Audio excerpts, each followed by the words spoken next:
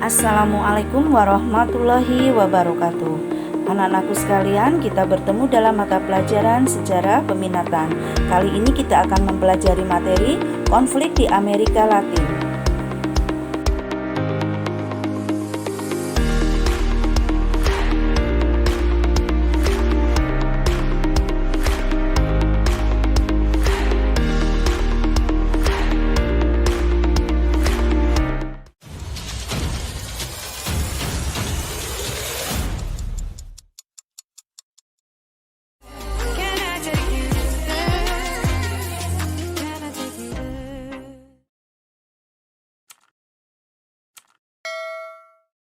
Amerika Selatan bisa disebut dengan nama Amerika Latin, adalah sebuah benua yang berada di antara Samudra Pasifik dan Samudra Atlantik yang tersambung dengan Amerika Utara melalui tanah genting Panama.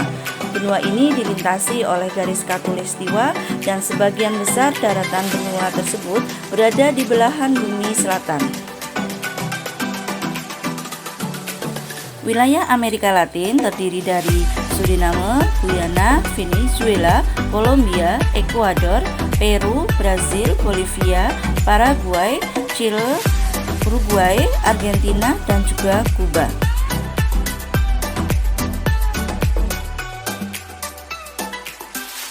Negara-negara di wilayah Amerika Latin adalah suatu negara yang sangat kaya dari segi sumber daya alamnya. Hal ini terlihat dari keadaan wilayah geografisnya yang banyak menghasilkan sumber daya alam yang berlimpah dibandingkan dengan wilayah Amerika lainnya.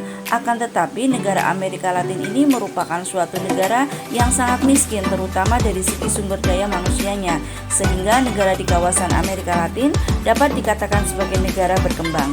Latar belakang inilah yang menyebabkan negara-negara di kawasan Amerika Latin memiliki banyak masalah politik, ekonomi, sosial, serta budaya yang terjadi setelah memperoleh kemerdekaannya dari para negara yang sudah menjajah mereka masing-masing.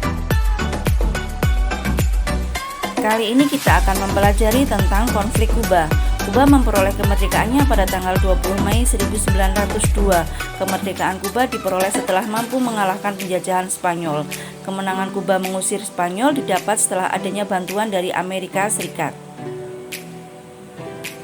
Hal itu menyebabkan pihak Amerika Serikat memberikan syarat kepada Kuba bahwa amandemen Platt harus dimasukkan ke dalam konstitusi sebagai balas jasa karena membantu mengalahkan Spanyol. Tokoh dalam revolusi Kuba diantaranya ada Fidel Castro, Fulgencio Batista, dan Che Guevara.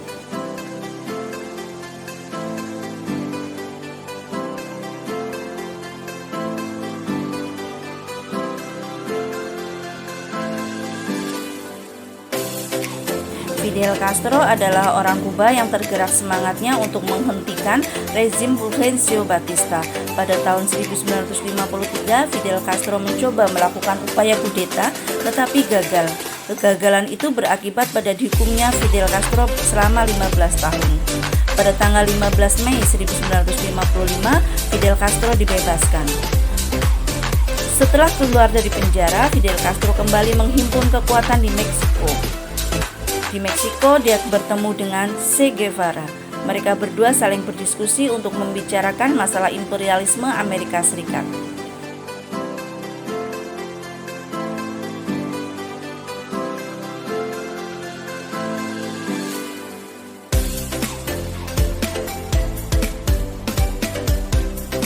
Ada beberapa faktor yang melatar belakangi pecahnya Perang Kuba. A. Faktor internal, adanya kesewenangan pemerintahan Fulgencio Batista di Kuba yang menyengsarakan rakyat. Presiden Fulgencio Batista menjalankan pemerintahan Kuba secara diktator. Pada masa pemerintahannya banyak terjadi tindakan korupsi. Oknum polisi juga melakukan tindakan korupsi dengan menerima suap dari perjudian ilegal, narkoba, dan pelacuran. Kebijakan Fulgencio Batista membuat rakyat Kuba tidak senang terhadap dirinya. Selain itu, kebijakan Fulgencio Batista dengan membuka perjudian kasino di Kuba mengundang mafia Amerika Serikat datang ke Kuba. Akibatnya kondisi rakyat menjadi semakin terpuruk. B. Faktor dari luar, adanya intervensi dari Amerika Serikat. Intervensi bermula ketika tahun 1902, Amerika Serikat membantu Kuba dalam memperoleh kemerdekaannya dari tangan Spanyol. Atas bantuannya, Amerika Serikat memberikan syarat kepada Kuba untuk memasukkan amandemen Platt ke dalam konstitusinya. Amandemen Platt menjadikan Kuba sebagai negara jajahan Amerika Serikat. Berdasarkan amandemen Platt, pemerintah Amerika Serikat berhak ikut campur dalam urusan pemerintahan Kuba. Pemerintahan Kuba tidak dapat membuat perjanjian tanpa persetujuan Amerika Serikat. Begitu pula sebaliknya, pemerintahan Kuba tidak dapat membatalkan perjanjian tanpa persetujuan Amerika Serikat. Selain itu, pemerintah Amerika Serikat mendapatkan wilayah untuk membangun pangkalan angkatan laut karena dianggap diperlukan untuk keamanan. Proses berlangsungnya Revolusi Kuba. Revolusi Kuba kembali dimulai pada bulan Juli tahun 1955 ketika Che Guevara bertemu dengan Fidel Castro di sebuah apartemen kecil di Che Emparan. Pada pertemuan tersebut terjadi sebuah diskusi pemikiran antara Fidel Castro dengan Che Guevara yang melahirkan semangat baru untuk melakukan revolusi. Fidel Castro mengajak Che Guevara untuk bergabung dengan kelompoknya yang bernama Gerakan 26 Juli. Tanpa berpikir lama, Che Guevara setuju bergabung dengan Gerakan 26 Juli sebagai tenaga medis. Che Guevara sadar bahwa imperialisme Amerika Serikat adalah musuh utama rakyat Amerika Latin yang harus dilawan dengan senjata. Intervensi Amerika Serikat dalam pemerintahan Guatemala menjadikan Che Guevara semakin membenci Amerika Serikat. Kebencian serupa juga dirasakan Fidel Castro yang tengah memperjuangkan revolusi bagi Kuba. Akhir jalannya revolusi Kuba, Fulgencio Batista telah melarikan diri ke Republik Dominika. Pelarian ini merupakan tanda bahwa rezim Fulgencio Batista telah berakhir di Kuba. Kemudian Che Guevara memasuki ibu kota Havana pada tanggal 1 Januari 1959. Setelah itu ibu kota berhasil direbut. Kemudian Fidel Castro mengumumkan kemenangan revolusi di hadapan ribuan massa. Maka sejak saat itu tanggal 1 Januari ditetapkan sebagai hari revolusi negara Kuba. Pemerintah Amerika kemudian menggunakan para imigran untuk menggulingkan pemerintahan Fidel Castro. Peristiwa ini dikenal sebagai invasi Teluk Babi yang berlangsung pada 15-17 April 1961. Dilatar belakangi oleh kekhawatiran Amerika Serikat terhadap rezim komunis Fidel Castro yang bakal mendorong adanya revolusi-revolusi komunis di negara-negara Amerika Latin lain.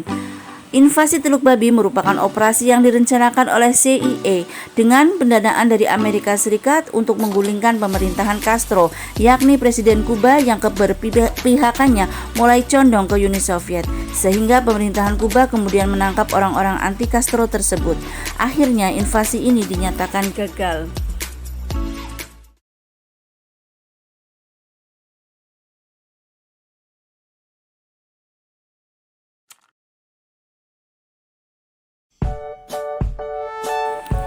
Demikian materi yang sudah kita pelajari pada pertemuan kali ini. Semoga kalian semua diberi kepahaman. Selamat belajar, semoga semuanya sukses. Wassalamualaikum warahmatullahi wabarakatuh.